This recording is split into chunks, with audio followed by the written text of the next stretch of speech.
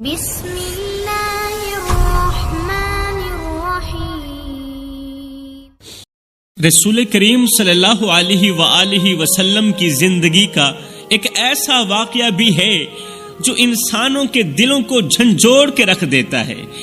وہ دل چاہے کتنے ہی سخت کیوں نہ ہو، وہ دل چاہے کتنے ہی پتھر کیوں نہ ہو، یہ واقعہ ان پتھر دلوں کو پگھلا کے رکھ دیتا ہے۔ لیکن افسوس میرے بھائیوں، آج کے دور کی سب سے کڑوی حقیقت یہ ہے، آج کے دور کا سب سے کڑوا سچ یہ ہے کہ ہمارے دل اس قدر سخت ہو چکے ہیں، اس قدر پتھر بن چکے ہیں کہ نہ آنکھیں نم ہوتی ہیں اور نہ ہی ہمارے دل کانپتے ہیں، نہ آنکھیں روتی ہیں اور نہ ہی دل لرزتے ہیں۔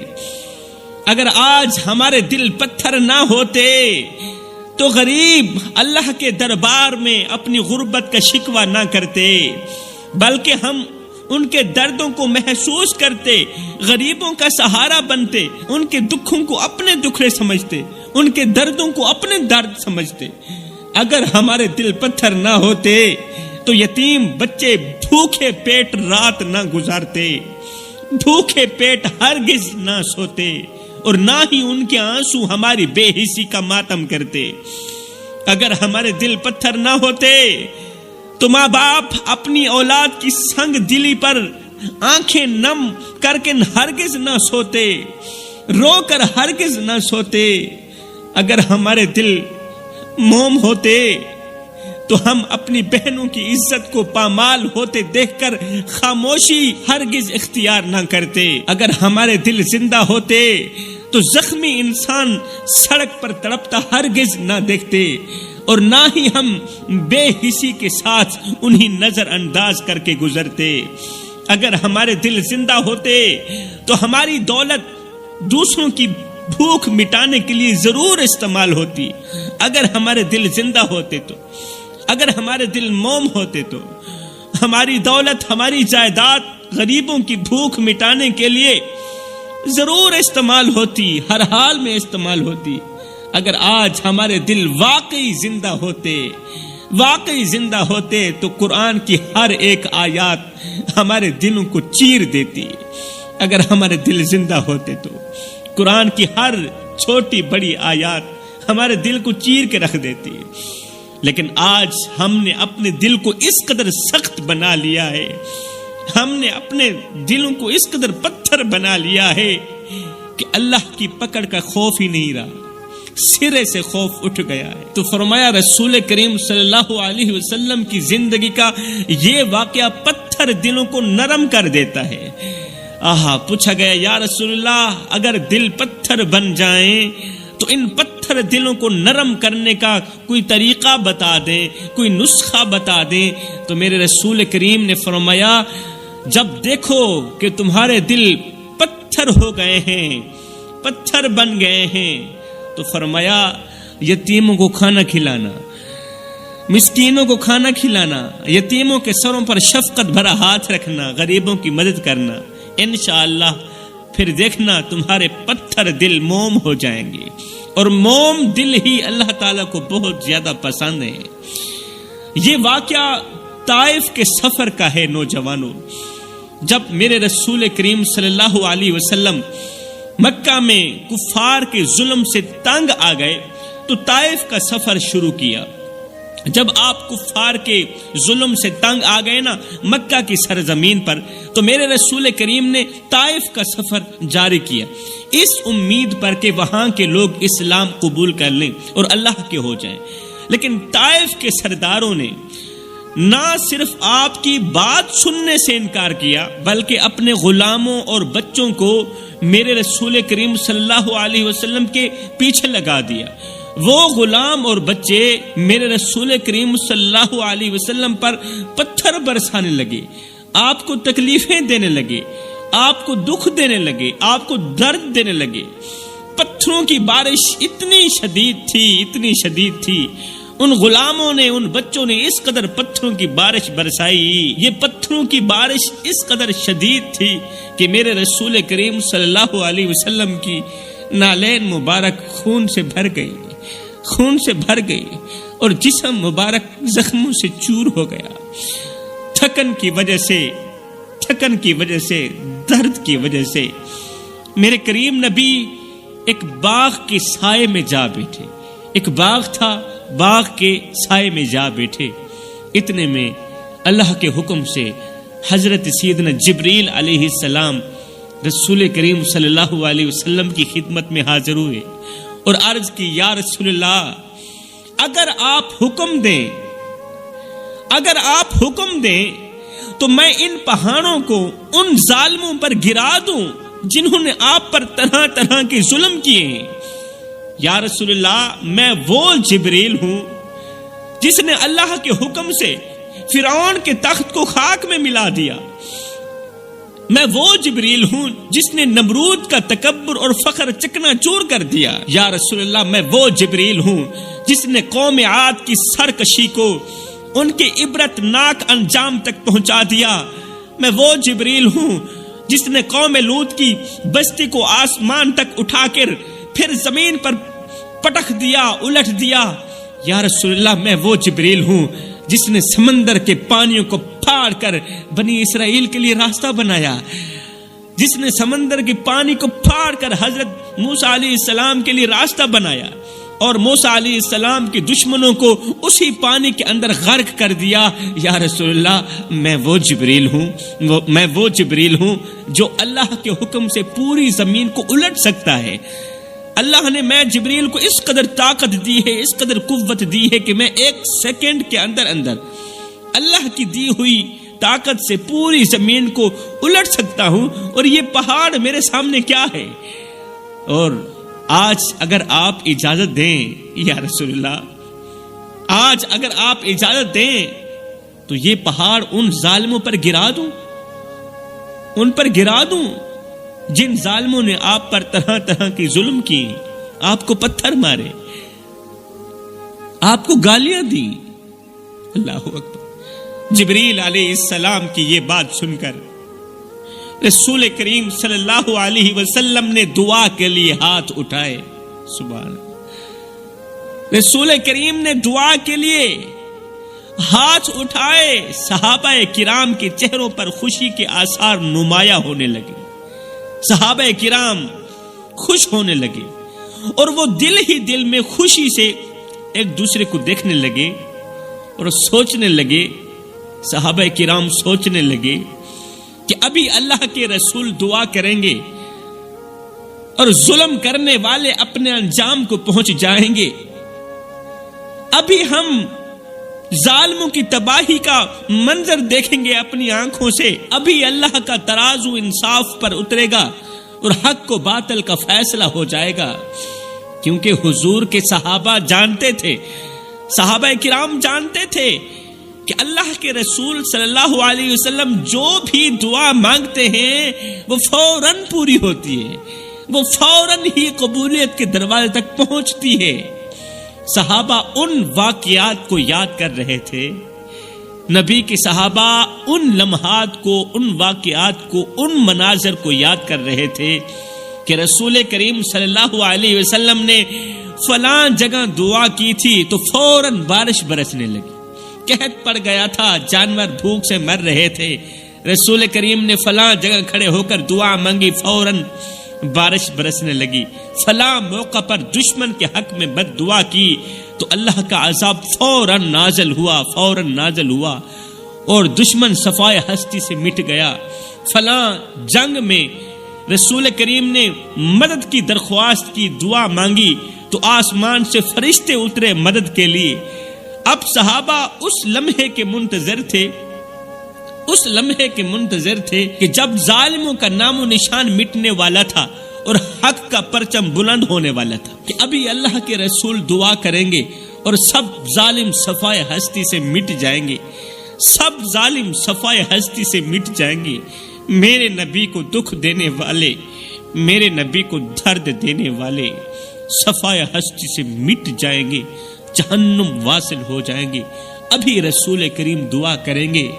لیکن میری قوم کے نوجوانوں، جیسے ہی رسول کریم صلی اللہ علیہ وسلم کے لبوں سے الفاظ نکلے، جیسے ہی کریم آقا کے لبوں سے الفاظ نکلے، وہ الفاظ سن کر تمام صحابہ حیران رہ گئے، اور خود حضرت جبریل علیہ السلام بھی حیران رہ گئے۔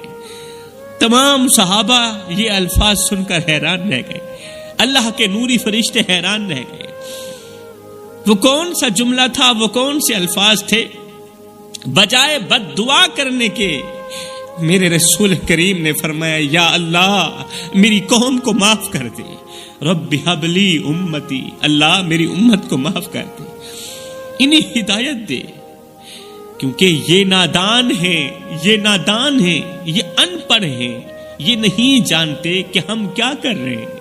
ہائے ہائے، اللہ میری قوم کو معاف کر دے۔ تو معاف نہیں کرے گا تو کون معاف کرے گا؟ پتھر کھا کر بھی قوم کی مغفرت کے لیے دعا مانگ رہے ہیں۔ یہ سن کر صحابہ کرام کے دل کانپ گئے، ان کی آنکھیں آنسوں سے بھر گئیں، اور صحابہ کرام سمجھ گئے کہ یہ صرف اللہ کے نبی کا ہی ظرف ہو سکتا ہے، جو اس قدر اذیت سہنے کے باوجود بھی، اس قدر تکلیف سہنے کے باوجود بھی اپنے دشمنوں کے لیے عذاب نہیں مانگتے بلکہ ہدایت کی دعا مانگتے۔ سبحان اللہ، یہ وہ لمحہ تھا جس نے سب کو یہ سبق دیا، ہر چھوٹے سے لے کر بڑے انسان کو، ہر چھوٹے سے لے کر بڑے امتی کو یہ سبق دیا کہ انتقام سے بڑا ہتھیار معافی ہے، انتقام سے بڑا ہتھیار، بڑی تلوار معافی ہے، اور عذاب سے بڑی طاقت اللہ کی رحمت ہے۔ سبحان اللہ۔ میرے بھائیوں، ہمارے نبی نے غیروں کو اپنا بنایا، ہمارے نبی نے غیروں کو اپنا بنایا، انہیں محبت، شفقت اور رحمت سے اپنے قریب کیا، لیکن افسوس آج ہم نے تلخ رویوں کی وجہ سے اپنوں کو غیر بنا دیا۔ ہمارے نبی نے دشمنوں کے دل محبت سے جیت لیے، دشمنوں کے دل، مخالفین کے دل محبت اور پیار سے، نرمی سے جیت لیے، لیکن ہم نے اپنوں کے دل نفرت اور کدورت سے زخمی کر دیا۔ ہمارے نبی پتھر دلوں کو موم کر کے انسانیت کا سبق دیتے تھے، پتھر دلوں کو موم کر کے انسانیت کا سبق دیتے تھے، اور ہم نرم دلوں کو اپنے سخت رویوں سے پتھر بنا رہے ہیں، نرم دلوں کو بھی پتھر بنا رہے ہیں۔ رسول کریم نے دشمنوں کو معاف کیا، دشمنوں کو، مخالفین کو، پتھر مارنے والوں کو معاف کیا، مگر ہم اپنے قریبی رشتہ داروں کو، قریبی رشتوں کو نفرت اور انا کی بھینٹ چڑھا رہے ہیں۔ وہ اپنے بدترین مخالفوں کے لیے دعا کرتے تھے، میرے رسول کریم اپنے دشمنوں کے لیے دعا کرتے تھے، بھلائی مانگتے تھے، اور ہم اپنوں کے لیے بد دعائیں کرتے ہیں۔ میرے بھائیوں، ذرا سوچو، ہم نے اپنے رویے سے کتنے دل توڑے ہیں، اپنے کردار سے، اپنے ہاتھوں سے، اپنی زبان سے، اپنی آنکھوں سے کتنوں کے دل توڑے ہیں، کتنے رشتے ختم کیے ہیں ہم لوگوں نے۔ یہ وقت ہے کہ ہم اپنے نبی کے نقش قدم پر چلیں، نبی کی سیرت پر چلیں، غیروں کو اپنائیں، اور اپنوں کے ساتھ محبت کا ایسا رشتہ قائم کریں، ایسا رشتہ قائم کریں جو دنیا کے لیے مثال بن جائے، ورنہ یہ سخت دل اور سخت رویے ہماری تباہی کا سبب بن جائیں گے۔ میرے بھائیوں، ارمان کی بات تو یہ ہے کہ آج ہمارے دل ہر ایک کے لیے سخت ہو چکے ہیں، لیکن سب سے بڑا افسوس یہ ہے کہ اب تو یہ دل والدین کے لیے بھی سخت ہو چکے ہیں، اب تو یہ دل ماں باپ کے لیے بھی سخت ہو چکے ہیں، بوڑھی ماں کے لیے بھی سخت، بوڑھے باپ کے لیے بھی سخت بن چکے ہیں۔ والدین جنہوں نے ہمیں گود میں سنبھالا، اپنی نیندیں قربان کر کے ہمیں پلایا، آج انہی والدین کے لیے ہمارے دلوں میں جگہ نہیں۔ وہ والدین خیرات مانگتے ہیں، بھیک مانگتے ہیں، اپنے دل میں نہ صحیح گھر کے کسی ایک کونے پر تو ہمیں رہنے کی جگہ دے دو نا۔ وہ ہم سے بھیک مانگ رہے ہیں، دل میں جگہ نہ دو۔ ہم نے دل میں جگہ تو نہیں مانگی، گھر کے کسی ایک کونے پر تو رہنے کی جگہ دے دو نا۔ لیکن ہم نادان گھر کا کوئی پرانا کونا بھی والدین کو دینا گوارا نہیں کرتے۔ والدین کے رہنے کے لیے گھر کا کوئی پرانا سا کونا بھی دینا گوارا نہیں کرتے، چھوٹا سا کونا بھی دینا گوارا نہیں کرتے۔ میرے بھائیوں، میرے رسول کریم صلی اللہ علیہ وسلم نے والدین کے بارے میں فرمایا تھا، والدین کے بارے میں میرے رسول کریم نے فرمایا تھا کہ والدین کے سامنے اف تک نہ کہو، مطلب کہ اونچی آواز میں تو بات ہی نہیں کرنی، اگر کہو گے تو اللہ ناراض ہو جائے گا، جب اللہ ناراض ہو گیا تو پھر تمہاری کوئی بھی عبادت کسی کام کی نہیں، پھر تمہاری نماز بھی کسی کام کی نہیں، پھر تمہارا روزہ کسی کام کا نہیں، پھر تمہارا کیا گیا حج کسی کام کا نہیں، ساری زندگی سجدوں پہ سجدے کرتے رہو۔ اگر والدین کو ناراض کیا ہے تو اس وقت تک اللہ راضی نہیں ہوگا جب تک والدین راضی نہیں ہوں گے، اور اگر اسی ناراضگی کے دوران والدین مر گئے تو کس سے معافی مانگو گے؟ کس سے معافی مانگو گے؟ یہ وہ تعلیم ہے جو ہمیں پیار، احترام اور خدمت کا درس دیتی ہے، لیکن آج ہم اس تعلیم کو بھلا چکے ہیں۔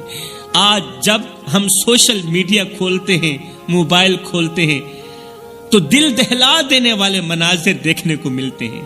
کوئی بوڑھا گلیوں میں بھٹک رہا ہے، وہ بھی تو کسی کا باپ ہوگا نا، کوئی بوڑھا گلیوں میں بھٹک رہا ہے، کوئی باپ سڑک کے کنارے بھیک مانگ رہا ہے، کوئی باپ خیرات مانگتے مانگتے جب وہ تھک جاتا ہے، جب اسے خیرات نہیں ملتی تو وہ محنت مزدوری کے لیے بوری اٹھانے کی کوشش کرتا ہے، محنت مزدوری کے لیے ایک روٹی کے لیے وزنی بوری اٹھانے کی کوشش کرتا ہے، لیکن بڑھاپے کی کمزوری کی وجہ سے وہ بیچارہ بوری بھی نہیں اٹھا سکتا، وہ محنت مزدوری نہیں کر سکتا۔ سنو، جب سے ہم نے والدین پر رحم کرنا چھوڑا، جب سے ہم نے والدین پر رحم کرنا چھوڑا، تب سے ہماری زندگی سے سکون، چین و قرار چھین لیا گیا۔ اللہ تعالیٰ نے ہمیں دنیا میں ہی سزا دے دی۔ اللہ ماشاءاللہ میں ہر کسی کی بات نہیں کر رہا، میں اپنی بھی بات نہیں کر رہا، میں آپ لوگوں کی بات بھی نہیں کر رہا، میں ان نافرمان اولاد کی بات کر رہا ہوں جن کی وجہ سے آج بھی ان کے ماں باپ روتے ہیں، پوری پوری رات ان کو نیند نہیں آتی۔ جب سے ہم نے والدین پر رحم کرنا چھوڑا، تب سے ہماری زندگی سے سکون، چین و قرار چھین لیا گیا۔ جب سے ہم نے رسول کریم صلی اللہ علیہ وسلم کے اس فرمان کو پس پشت ڈالا کہ اپنے والدین کو اف تک نہ کہنا، تب سے ہماری زندگی میں برکت ختم ہو گئی۔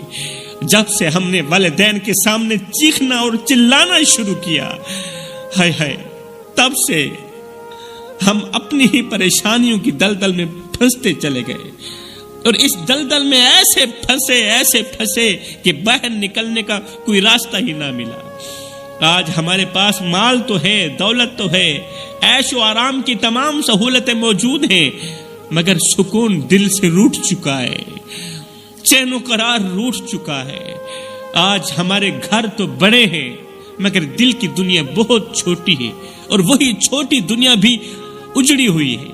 آج ہماری زندگی میں خوشحالی تو دکھائی دیتی ہے، تھوڑی سی خوشی تو دکھائی دیتی ہے ہماری زندگی میں، مگر اندر کی خوشی بالکل بھی دکھائی نہیں دیتی۔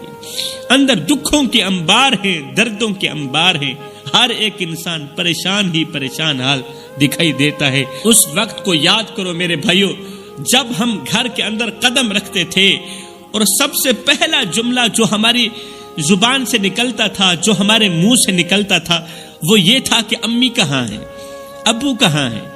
یہ جملہ کتنا سادہ تھا، لیکن اس کے اندر دنیا بھر کا سکون چھپا ہوا ہوتا تھا۔ یہ جملہ سنتے ہی ایسا لگتا تھا کہ دل کا بوجھ ہلکا ہو چکا ہے، ہر پریشانی دور ہو گئی ہے۔ جب امی سامنے آتی تھی، ابو سامنے آتے تھے تو ان کی مسکراہٹ ہماری تھکن کو مٹا کے رکھ دیتی تھی۔ اللہ اکبر۔ جب ابو سامنے آتے تھے تو ان کی محبت بھری نظروں سے ہمارے دل کو قرار آ جاتا تھا۔ ان کے ساتھ چند لمحے بیٹھ کر ایسے محسوس ہوتا تھا کہ دنیا کے سارے دکھ ختم ہو گئے، دنیا کی ساری پریشانیاں ختم ہو گئیں۔ گویا ان کا وجود ہمارے لیے سکون، خوشی اور محبت کا خزانہ تھا۔ کن کا وجود؟ ماں باپ کا وجود۔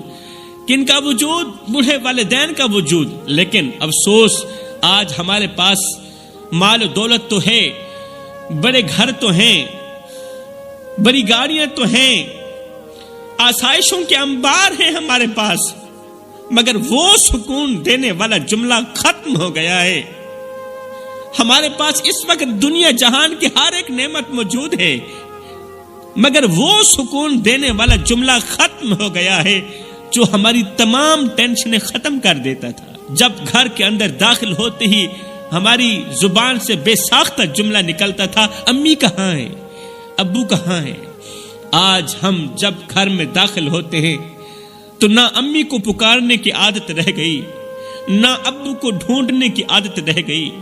وہ سکون، وہ محبت جو اس جملے کے ساتھ جڑی ہوئی تھی کہ ابو کہاں ہیں، امی کہاں ہیں، وہ سکون بھی ختم ہو گیا، وہ محبت بھی ختم ہو گئی۔ آج ہماری زندگی میں سب کچھ ہے مگر وہ سکون نہیں جو والدین کی موجودگی سے ملتا تھا۔ میرے بھائیوں، یہ وقت ہے کہ ہم اپنے والدین کی قدر کریں، ان کے ساتھ وقت گزاریں، ان کی خدمت کریں، والدین کی نوکری کریں، ان کو وہ محبت اور اپنائیت دیں جو ان کا حق ہے۔ کہیں ایسا نہ ہو کہ کل ہم اس سکون کے لیے ترستے رہ جائیں اور پکارنے کے لیے نہ امی ہو اور نہ ہی ابو ہو۔ اپنے دلوں کو موم کرو اور وہ محبت دوبارہ زندہ کرو، وہ پیار دوبارہ زندہ کرو جو کبھی ان جملوں کے ساتھ جڑا ہوا تھا کہ امی کہاں ہے اور ابو کہاں ہے۔